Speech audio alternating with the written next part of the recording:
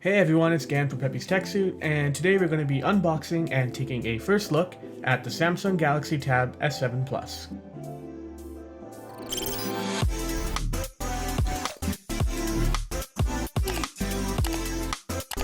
Alright, so let's get this started. So right on top of the box you can see the Galaxy Tab S7 Plus and the logo. And as we turn it over to the side, we can see what the device looks like from the side. Alright, on the back we can see the contents of the box, and that includes the Galaxy Tab itself, the S Pen, the Quick Start Guide, and the wall charger. And going to the other side, we can see the model and the color. This is the 256 gig model with 8 gigs of RAM, and it's in Mystic Black. And there's nothing else along the side, so let's get this thing open.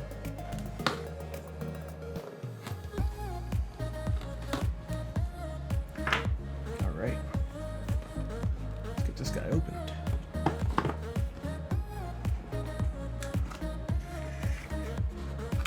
So put that top off to the side.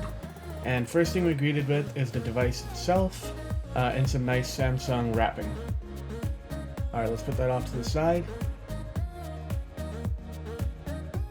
And right here we have the S Pen.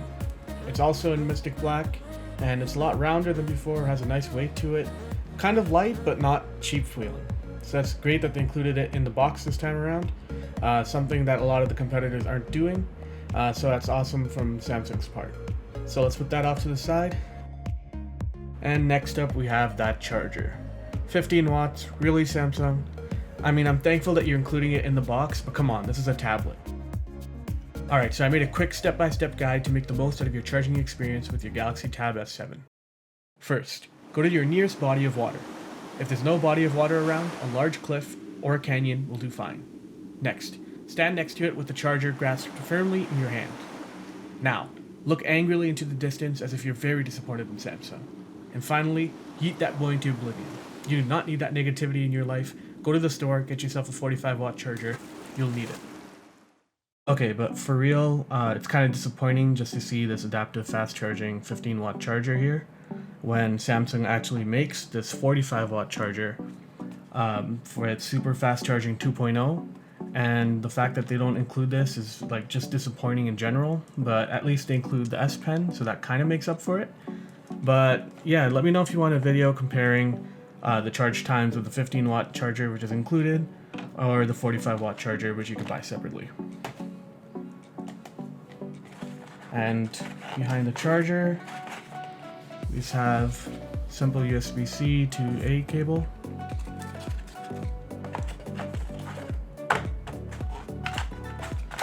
And lastly, just a quick start guide in there, and the eject tray for micro SD card.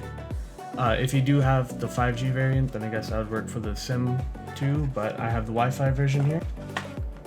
So that's everything in the box. Let's put this away here. Let's get to the main show.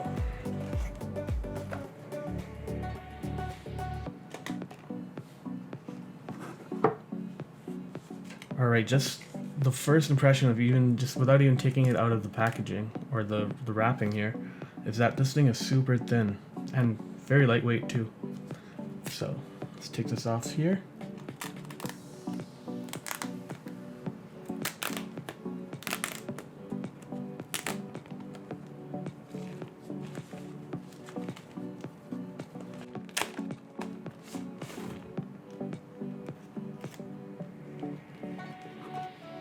Yeah, you can just immediately see that this thing is gorgeous, like really well put together.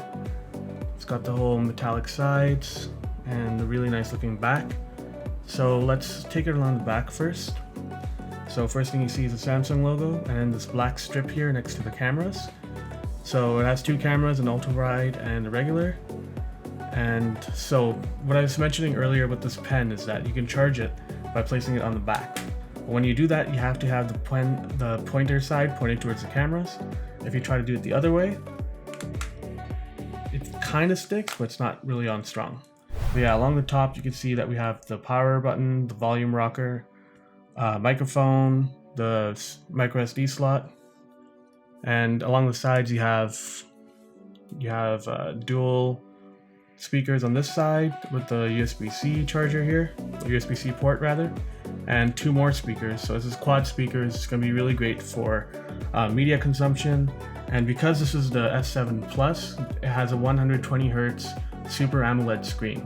So that's one of the main reasons I actually bought this device, just for the screen alone, and the whole media consumption as a whole is a plus for me. But I want to use this as basically a laptop alternative, not a replacement necessarily, but I do everything on my main desktop computer right here, so this would just be good for portability and taking notes in class.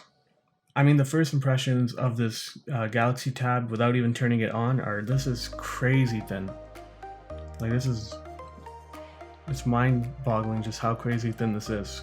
And it's really well put together.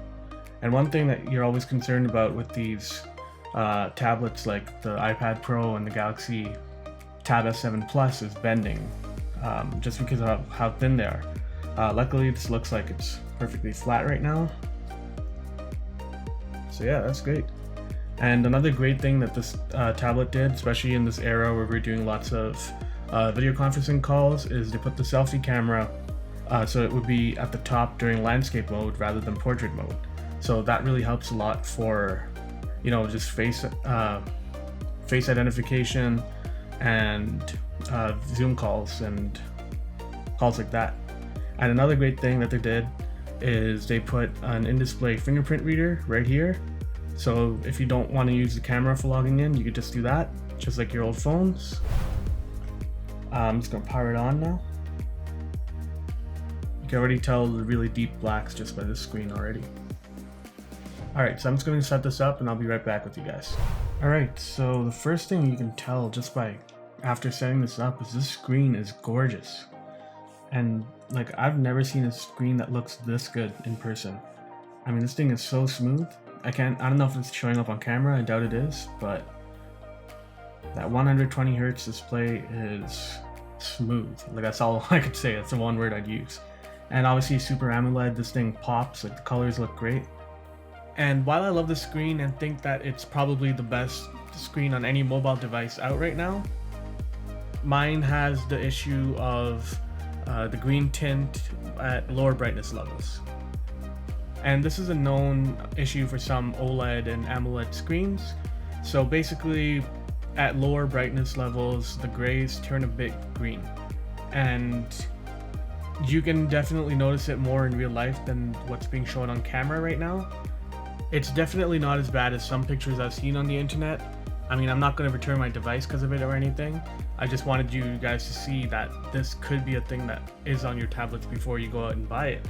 But for me, I never have my screen at that low of a brightness anyways, and honestly, you really have to look for it to see it. Like, if I didn't know that this was an issue going into this, I definitely would not have noticed. Okay, as you can tell, that Qualcomm H65 Plus is blazing fast. Like, there is no slowdown whatsoever right now that I can tell. Obviously, it's brand new. We'll have to see once you add a bunch of apps in, but this is, again, the 256 gig model with the 8 gigs of RAM. Alright, so let's try out these cameras. So, I know a lot of people are like, tablets shouldn't be used as cameras, this and that. But think about it from a productivity side. Like, when you're a student and you need to take a picture of the whiteboard real quick, and you can put it right into your notes, you can do that with this camera. If you want to take a picture of a document or say someone's notes, again, with the camera, it makes it really easy. So I have these Galaxy Buds Plus here, so I'm just going to put them here. Let's try out this camera.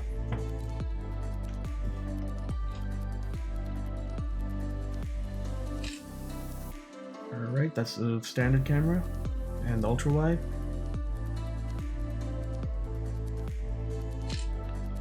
Cool. Alright, so there's definitely lots of quality in the ultra wide, but it's just a cool thing to have. Yeah, this one definitely looks great. Like, for a tablet, obviously. And selfie camera looks great. What else could you ask for in this day and age? When you're basically stuck at home, working from home, and doing meetings for school, for work, for all that. So that's always good to have here. Now let's try the note-taking skills on this.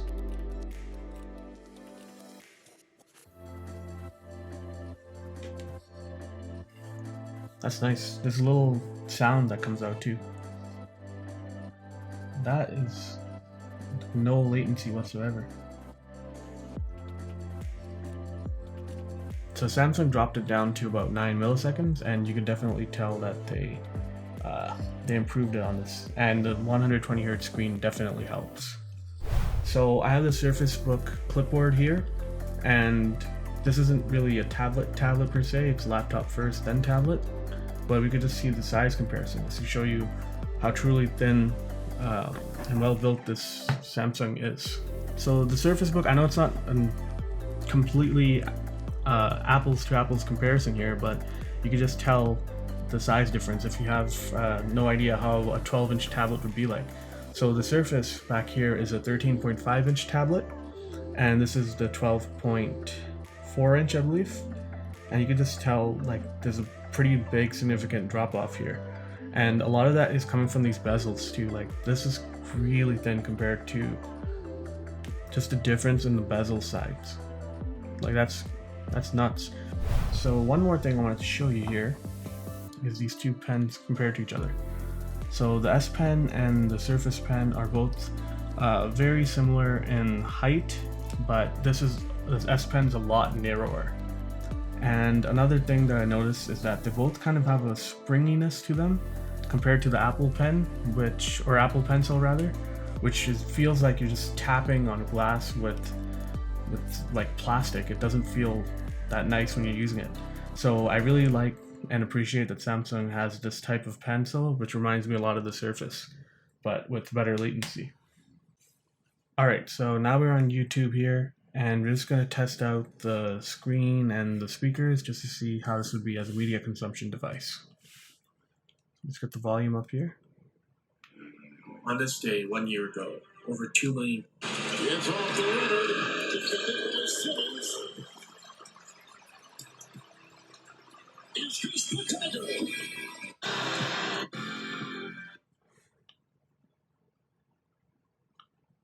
Alright, let's just see the intro there. We're gonna look at this guy.